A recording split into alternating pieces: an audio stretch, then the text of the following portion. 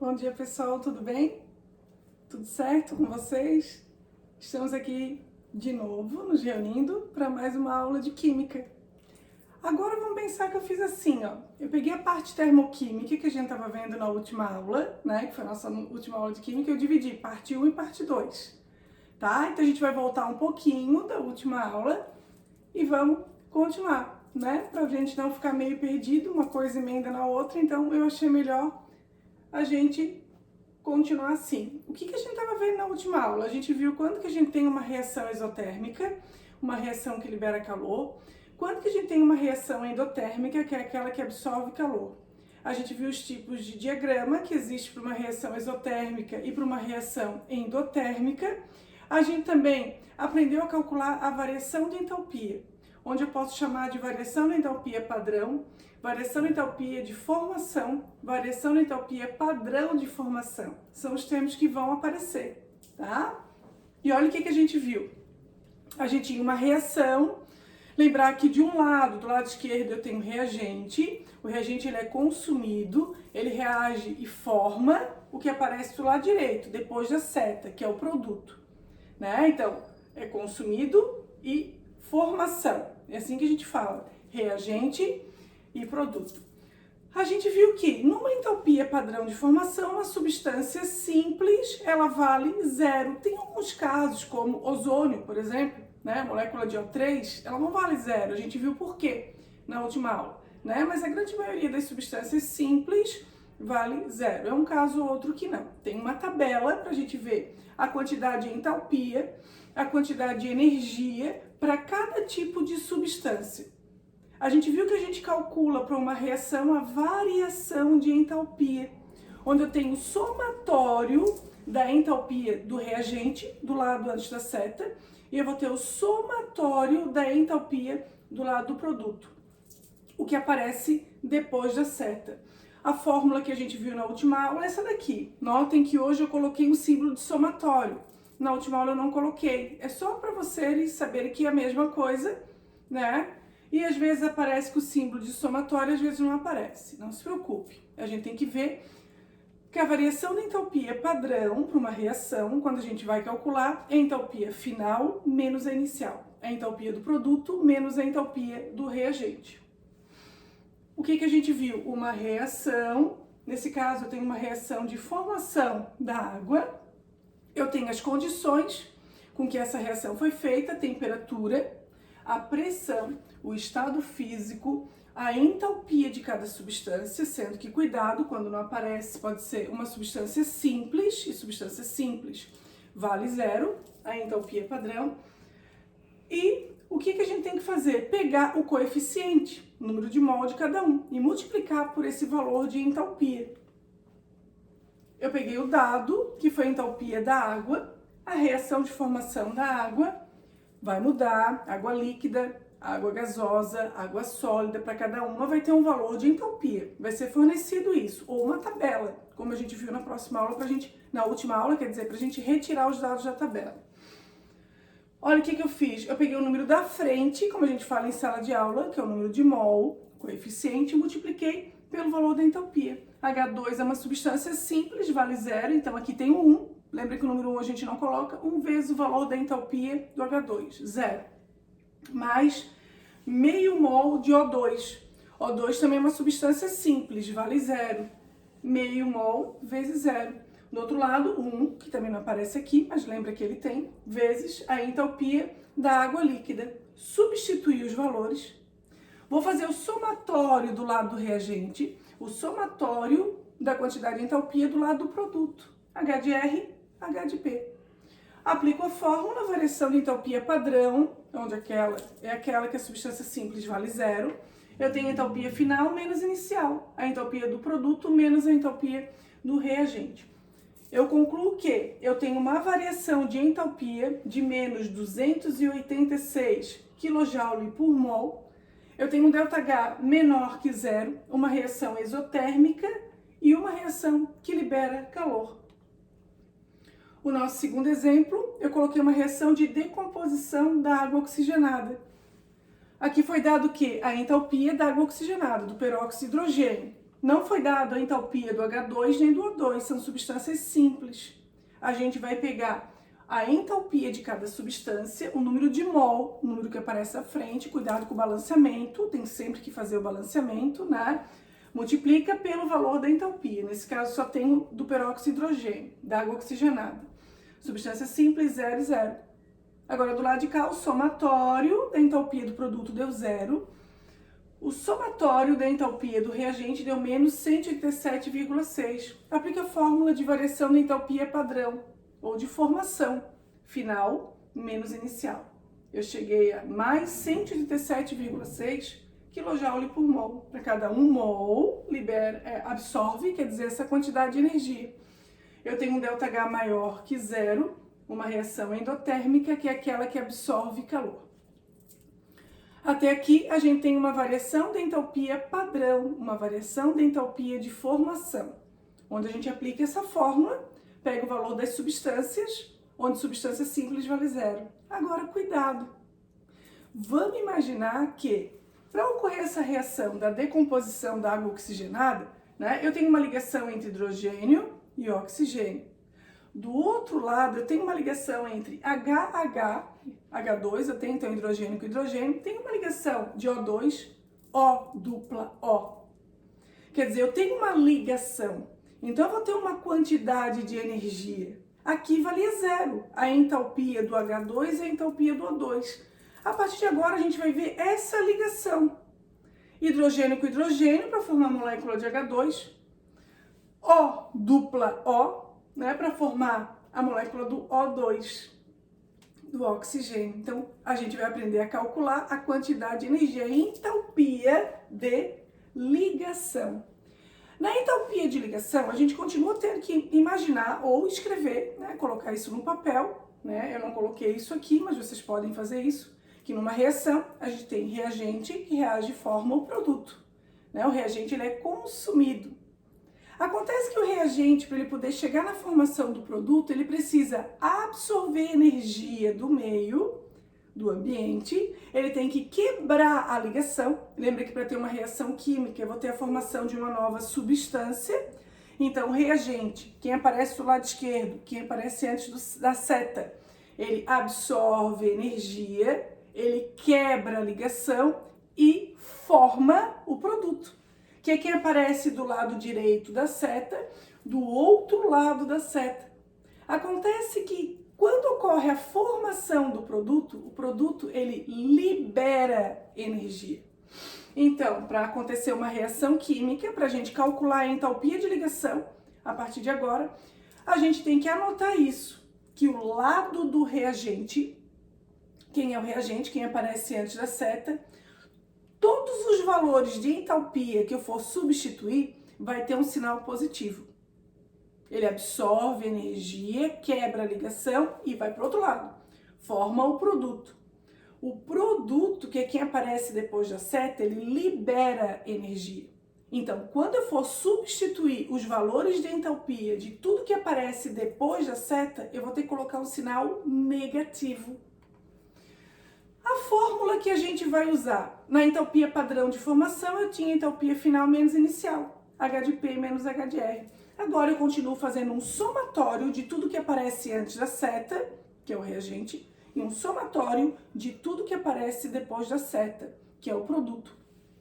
Só que a fórmula não é mais final menos inicial, vai ser o somatório da entalpia do reagente mais o somatório da entalpia do produto.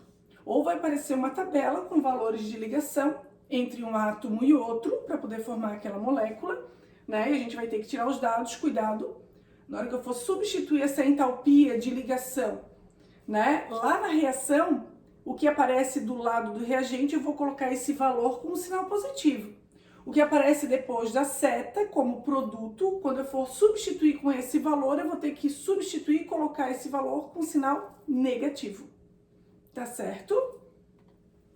Eu coloquei aqui a reação, ó, de formação do ácido clorídrico. O que eu tenho? H2 mais Cl2 reage e forma 2HCl. Então, de um lado, antes da seta, reagente, depois da seta, o produto. Na entalpia de formação, a gente colocaria 0, 1 vezes 0, mais 1 vezes 0 aqui. Né? E teria só um valor do outro lado. Olha o que aparece. Na sala de aula eu digo que aparece risquinhos. Fórmula estrutural plana. Né? Quando a gente representava a molécula num plano, para cada ligação entre um átomo e outro, a gente representava o compartilhamento de elétron na ligação covalente por um traço. Isso a gente representa na fórmula estrutural plana. Então, olha aqui. H2, a ligação entre hidrogênio, simples hidrogênio. Tá vendo? Um risquinho. Vale 436. Cl2, a ligação entre cloro com cloro. Uma ligação simples. Vale 242,6. Duas vezes a ligação entre HCl. Hidrogênio, simples, cloro. 431,8 kJ. Acontece que eu vou ter as condições com que a reação foi feita, a temperatura, pressão, o estado físico e o balanceamento de novo. Tem que ver se a equação ela está balanceada, senão a gente precisa fazer o balanceamento. A gente tem que pegar o número de mol, que é o número que aparece na frente de cada substância, que a gente coloca no balanceamento, multiplicar pelo número de ligações.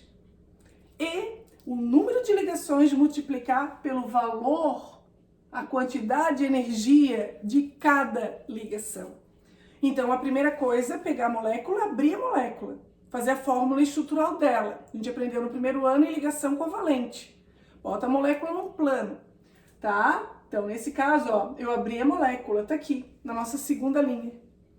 O número que tá na frente é o número 1, tá? Eu coloquei aqui só para vocês não esquecerem que tem que pegar o número da frente e multiplicar pelo número de ligações, tá? Eu tenho 1 vezes o número de ligações, que é 1 vezes a quantidade de energia da ligação entre hidrogênio e hidrogênio, mais sinal positivo, porque está do lado do reagente.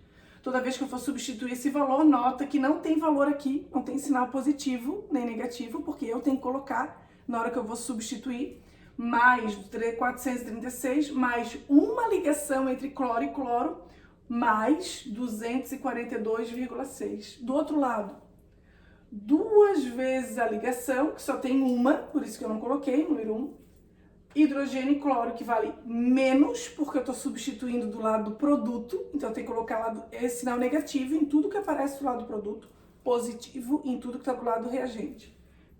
Menos 431,8. Fiz o somatório de tudo que aparece do lado do reagente, somatório de tudo que aparece do lado do produto, e apliquei a fórmula. Somatório de H de R mais o somatório de H de P. Cuidado com o sinal. Fica mais, menos, porque esse valor aqui fica menos na hora que eu for substituir, então os alunos confundem muito, né? Cuidado. E deu menos 185 kJ. Quer dizer que a variação de entalpia deu negativa, deu um ΔH menor que 0. Essa reação é uma reação que libera energia, é uma reação exotérmica.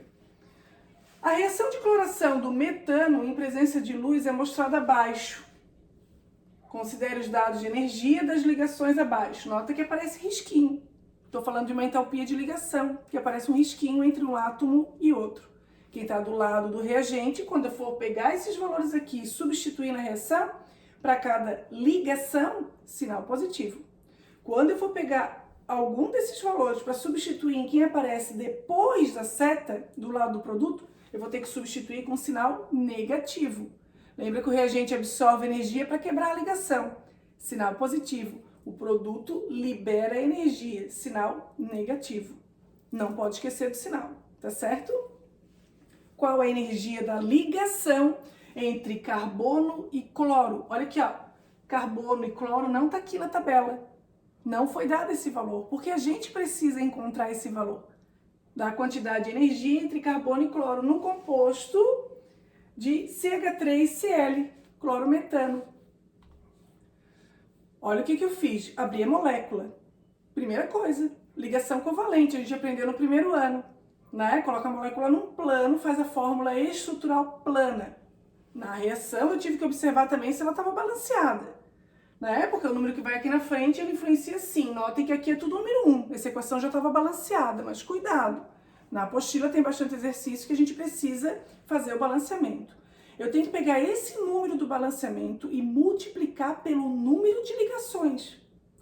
Depois ainda multiplicar pelo valor da entalpia, que é dado aqui, ó, foi dado nessa tabela. A quantidade de energia entre carbono e hidrogênio, 105. A quantidade de energia entre cloro e cloro, 58. Entre hidrogênio e cloro, 103. Então, tem que fazer isso. Ó. O que eu tenho? 1 vezes o número de ligações. O 1 é o número do balanceamento. Agora, quantas ligações eu tenho? Carbono e hidrogênio. Carbono, hidrogênio, carbono, hidrogênio, carbono, hidrogênio. Tem 4 ligações iguais entre carbono e hidrogênio. Então, 1, 2, 3, 4. O número da frente, 1, vezes o número de ligações, 4, é a ligação entre carbono e hidrogênio, que vale quanto? Mais 105, porque eu estou tirando o valor da tabela e substituindo do lado do reagente. Mais 1, que é o número que está aqui na frente, vezes a ligação entre cloro e cloro, que vale mais 58. Do outro lado, eu tenho 1, que está aqui na frente, vezes uma ligação entre carbono e hidrogênio, 2 ligações entre carbono e hidrogênio, 4 ligações entre carbono e hidrogênio. Então, 1 vezes 3, quer dizer, não são 4, 4 do outro lado, 3 ligações entre carbono e hidrogênio. Só que ainda não acabou o total de ligação dessa molécula, ela tem 4. Faltou qual ligação? Carbono e cloro. Mais uma ligação entre carbono e cloro. E o número que está na frente está multiplicando tudo isso aqui. Fica bem grande aqui, esse cálculo. Númerozinho simples, mas se errar um, acabou, erra tudo. Então tem que ter muita atenção, tá? Não pode errar um númerozinho. Mais 1 vezes a ligação entre hidrogênio e cloro, que vale menos 103. Por que eu não substituí? Porque a ligação que o enunciado está pedindo para a gente calcular, né? Calcular a quantidade de energia de carbono e cloro. Tá aqui. Fiz o somatório de tudo que aparece antes da seta, que é o reagente, com sinal positivo. Multipliquei o número da frente, que é o número de mol, que eu fiz no balanceamento, vezes o número de ligações entre um átomo e outro, vezes o valor da entalpia dessa ligação. Fiz isso, multipliquei e somei tudo de um lado. Multipliquei e somei tudo do outro lado, com o valor negativo. Eu tenho o H de R, que aparece antes da seta, entalpia do reagente, e o H de P, para quem aparece depois da seta, entalpia do produto. E, cuidado que agora a fórmula não é mais final menos inicial, é inicial mais o final. Só que esse sinal muda também. Ó, H de R mais H de P, né? E nessa questão, tem assim na apostila para a gente resolver também, olha aqui, o enunciado deu o valor do ΔH, o valor final que a gente coloca ali na fórmula, que geralmente, ó, é o que a gente calcula. Nesse exemplo, a gente calculou o ΔH. Agora não, ele quer que eu calcule a quantidade de energia entre uma ligação e outra. É diferente uma questão da outra, tá? Então, ΔH igual a H de R mais H de P. ΔH o enunciado deu, acabei de mostrar, menos 25. O H de R é o somatório de quem aparece antes da seta. Eu multipliquei, eu somei e deu mais 478. E o H de P, eu tinha do outro lado menos 418 e a ligação que eu preciso encontrar, carbono e cloro, que está aqui. A ligação entre carbono e cloro vale menos 85 quilocaloria por mol. É uma reação exotérmica, é uma ligação exotérmica que libera calor. Tem um cientista, um químico, que se chama Henri Hess. A gente vai ver a lei de Hess a partir de agora. E ele fala o seguinte, que não importa o número de etapas de reação que eu tenha para poder calcular um ΔH. Primeiro a gente aprendeu a calcular um ΔH padrão de formação, é aquele que substância simples vale 0 e fica entalpia final menos inicial, a entalpia do produto menos a entalpia do reagente. Agora a gente acabou de aprender a entalpia de ligação. Então, entre uma ligação e outra, entre um átomo e outro, eu preciso calcular essa quantidade de energia. Então, o que a gente viu? Que a gente tem que fazer o balanceamento, pegar o número da frente, calcular pelo número de ligações, multiplicar pelo valor da entalpia, para chegar num ΔH. E agora? Agora a gente vai ter o seguinte, várias etapas de reação e uma principal. Eu tenho que chegar nessa equação principal para calcular o ΔH. É como se eu tivesse que fazer um caminho, né? E não importa qual o trajeto que eu vou fazer, eu tenho que chegar num lugar. Se eu estiver lá no colégio, por exemplo, eu falo para vocês assim em sala de aula, eu quero que vocês cheguem lá no ginásio, né? Dou um tempo, vocês têm que correr até o ginásio. Não interessa se vocês vão usar ali a escadaria do lado do Edson, se vão usar lá a escadaria do antigo laboratório, se vocês vão usar a escadaria na frente da Cirlei, da salinha ali que a Cirlei fica, não interessa. Eu quero que vocês cheguem na frente do ginásio. Ah, mas um caminho demora mais que o outro. Vai ter reação que vai ser mais lenta, reação que vai ser explosiva, mas a gente vai ter várias etapas de reação e chegar em às vezes tem 5, 6 reações, eu quero chegar em um valor de ΔH, uma variação de entalpia. Então, vamos ver como é que a gente faz a lei de Hess. A lei de Hess, eu coloquei um exemplo. Eu tenho uma equação principal. 2 fósforo vermelho mais 5 Cl2 reage de forma 2PCl5. Eu quero calcular o ΔH, a variação de entalpia dessa equação. E eu tenho quantas etapas de reação? 1, 2. Dessas duas aqui, eu tenho que chegar no valor dessa. Ó, eu tenho 2 ΔH. Desses 2, eu tenho que chegar em 1. Dessa equação principal, eu chamo de equação mãe, equação resultante, equação global. É o que a gente vai calcular. Variação de entalpia dessa equação. Então, eu começo assim. O que eu quero? Eu quero o fósforo vermelho. Eu vou procurar em qual etapa, em qual reação fósforo vermelho aparece. Encontrei ele aqui, na primeira equação. Eu quero fósforo vermelho como reagente, antes da seta. Eu encontrei o fósforo vermelho na primeira equação, antes da seta, como reagente. Eu quero fósforo vermelho com coeficiente, com número de mol igual a 2. Ah, não. Olha aqui. Encontrei o fósforo vermelho com número de mol igual a 1. Então, o que eu vou ter que fazer? Tem que ficar igual a esse aqui, o principal. Equação mãe, equação resultante. Então, a etapa que eu encontrei, o fósforo vermelho, eu vou ter que multiplicar tudo por 2 para chegar nesse 2 fósforo vermelho. Multipliquei tudo por 2 até o ΔH e repeti aqui embaixo. Tudo multiplicado por 2. Eu vou para a segunda substância da equação mãe, da equação resultante. 5Cl2. Eu quero encontrar o cloro como reagente antes da seta. Vamos ver. Na primeira equação, ele não aparece. Na segunda equação, ele aparece. Tá aqui. Tá? Mas vamos pensar assim. Ah, não, ele apareceu sim. Ele apareceu na primeira e apareceu na segunda. Quando aparece mais do que uma equação, esquece, porque ele se organiza no final sozinho.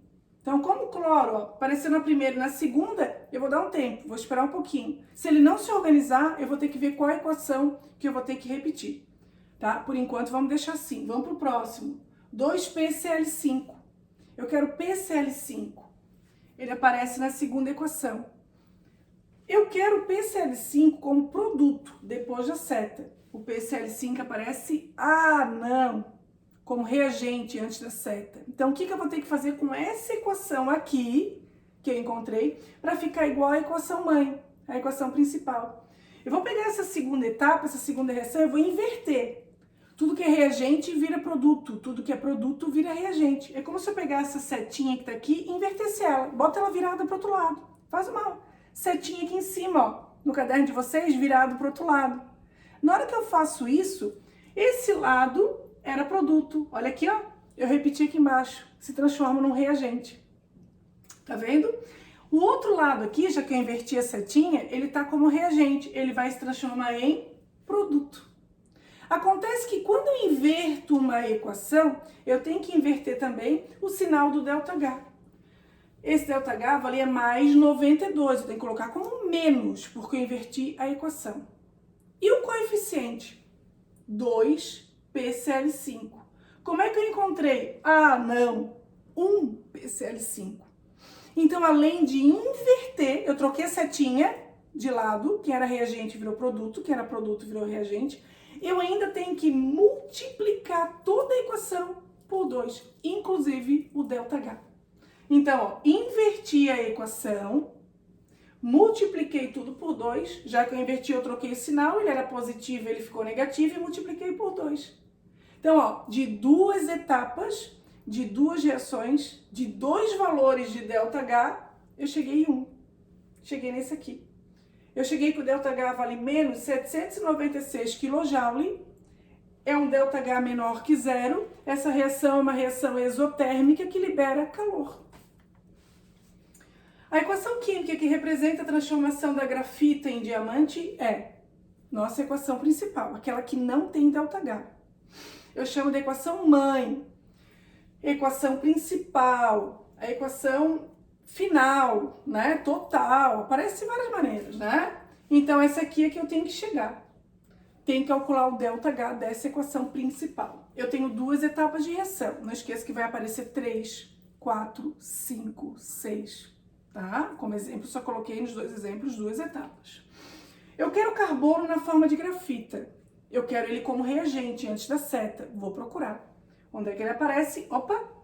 Na primeira etapa, na primeira equação. Carbono na forma de grafita antes da seta, como reagente. Beleza. E o coeficiente que eu quero? Eu quero coeficiente igual a 1. Eu encontrei o coeficiente igual a 1. Muito fácil. O que eu vou fazer? Repetir toda a equação. Igualzinha, até o ΔH. Ó, repetir tudo aqui embaixo. Até o valor do ΔH, o sinal, tudo. Quero encontrar agora o carbono na forma de diamante. Aonde que ele aparece? Na segunda equação. Acontece que eu quero carbono como diamante depois da seta, como produto. E eu encontrei o carbono como diamante, não, antes da seta, como reagente. O que eu vou ter que fazer? Inverte a setinha. Tudo que é reagente vira produto, tudo que é produto vira reagente. Pega essa seta no caderno de vocês e inverte ela. Faz ela ir no lado ao contrário. Na hora que eu faço isso, eu copiei ela invertida e mudei o sinal do ΔH. Ele era negativo e ele ficou positivo. E o coeficiente? Eu quero 1. Carbono na forma de diamante. Eu encontrei o carbono 1. Ai, que bom. Não precisa multiplicar. Então, de duas etapas, de duas equações, eu cheguei em uma só. De dois valores de ΔH, eu cheguei em um valor de ΔH. Da equação mãe, da equação principal. Eu cheguei no resultado que o ΔH vale mais 0,45 quilocaloria. É um ΔH maior que zero, é uma reação endotérmica e absorve calor. 3 maneiras de calcular o ΔH. Variação da entalpia padrão ou variação da entalpia padrão de formação, variação da entalpia de ligação e a lei de Hess. E a partir de agora? Agora a gente vai pro nosso quarto, assim, se a gente vai segunda-feira pro colégio, o quarto tá todo organizado, material guardado no armário direitinho, a roupa toda dobradinha. Fui pro colégio. Daí cheguei cansada, meio-dia, já jogo tudo de qualquer jeito, e vai dando terça, e vai dando quarta, e vai dando quinta. Quando chega sexta-feira, já tenho, olha aqui, ó, apostila, caderno, misturado com roupa suja, com roupa limpa, tudo no canto do quarto. O que aconteceu? No início, meu quarto estava organizado. Quando chegou no final da semana, meu quarto estava uma bagunça, todo desorganizado. A partir de agora, na química, eu vou usar um termo químico. No início da semana, a entropia do meu sistema, do meu quarto, estava baixa. Quando chegou sexta-feira, aumentou a entropia do meu quarto, do meu sistema. O que a entropia está relacionada? Ela está relacionada com a desordem de um sistema. A entropia está relacionada com a bagunça do meu sistema. Então, quanto maior a desordem, maior a entropia. Quanto maior a organização, menor a minha entropia. Então, a entropia ela vai ser representada por um S.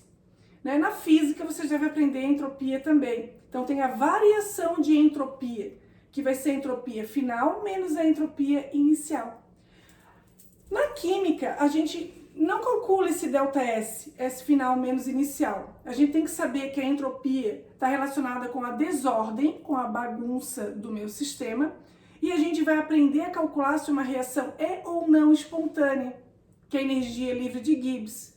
Para calcular a energia livre de Gibbs, eu preciso do ΔS, da variação de entropia do meu sistema. Então, é nessa fórmula de energia livre de Gibbs que a gente vai usar a entropia, a gente não vai usar separado. certo? As unidades de medida são as mesmas que a gente está acostumada, joule, quilojoule, caloria, quilocaloria. Aqui eu tenho um recipiente, ó, onde a bagunça tá geral. Eu tenho uma portinha, eu abri e eu tinha gases diferentes, organizados, ó. Bolinha azul, bolinha vermelha, né? Molécula agitada, porque está no estado físico gasoso, energia cinética é alta, olha aqui, ó. Elas estavam correndo, esbarrando uma na outra, virando cambalhota, mais organizadas. Cada uma do seu lado. Na hora que eu abri, olha o que aconteceu, misturou, vamos supor que seja H2 e O2, misturou H2 com O2 ali, ficou uma bagunça total, né? Nesse caso, que elas estavam cada um no seu recipiente, separadinhos, eu tinha uma entropia baixa, porque estava muito organizado. Na hora que eu abri a portinha aqui, ó, que misturou os gases H2 com O2, por exemplo, ficou tudo misturado, uma bagunça, não se entende mais nada. O que aconteceu com a entropia? Aumentou. Aumentou a desordem do meu sistema. No estado físico, se a gente parar para pensar na molécula sólida, líquida e gasosa, o que acontece com o sólido? Todo organizadinho, todo certinho, todo direitinho. E a entropia dele? Baixa. Ocorreu a fusão, derreteu, mudou de sólido para líquido. Já começa a ter mais espaço entre uma molécula e outra, para ela poder se movimentar mais. Opa, já dá para fazer um pouquinho mais de bagunça. O que acontece com a entropia? Vai aumentando. Quando chega na molécula gasosa, correr, virar cambalhota, esbarrar uma na outra, o que aconteceu com a entropia? Mais alta ainda. Então, a entropia, ela vai aumentando da fusão para vaporização. Sólido para líquido, de líquido para gasoso. E a entropia diminui quando eu tenho uma molécula gasosa e eu começo a fazer ela ficar mais paradinha, diminui a energia cinética para o líquido, elas vão se aproximando, vão se mexendo um pouquinho mais, menos quer dizer, né? Vai para o sólido, vai para o sólido, todos organizados, todos bem certinho, e a entropia muito baixa. Então ela aumenta do sólido para o gasoso e a entropia diminui, porque aumenta a organização, né? Então diminui a entropia, já que a entropia a gente relaciona com bagunça, com desordem, ela diminui do gasoso para o sólido. Então, a liquefação, condensação, solidificação e a ressublimação diminui a entropia. Aqui está a energia livre de Gibbs. A gente vai calcular, vai ser representado por ΔG, né, variação de energia livre de Gibbs, para ver se uma reação é ou não espontânea. Quando tem essa variação de energia livre de Gibbs menor que zero, quer dizer que eu tenho uma reação espontânea. Quando eu tenho um ΔG, que é a variação de energia livre de Gibbs maior que zero, é uma reação não espontânea. Quando o ΔG for igual a zero, uma reação em equilíbrio. O que é energia livre de Gibbs? É energia disponível em um sistema para realizar trabalho. A energia livre de Gibbs é igual a variação de entalpia menos a temperatura em Kelvin vezes a variação de entropia. Então, geralmente o ΔH enunciado dá e o ΔS também. O máximo que a gente tem que fazer é mudar as unidades de medida, ver se elas estão de acordo, tá? Foi dada a reação, ela é reversível, o que significa? Ela pode acontecer dos dois lados, da esquerda para a direita e da direita para a esquerda. E pode ocorrer tanto para a direita, é chamada de reação direta, quanto para a esquerda, é chamada de reação inversa. Calcule a 1000 Kelvin, não precisa transformar a temperatura, já deu em Kelvin, senão a gente tem que transformar.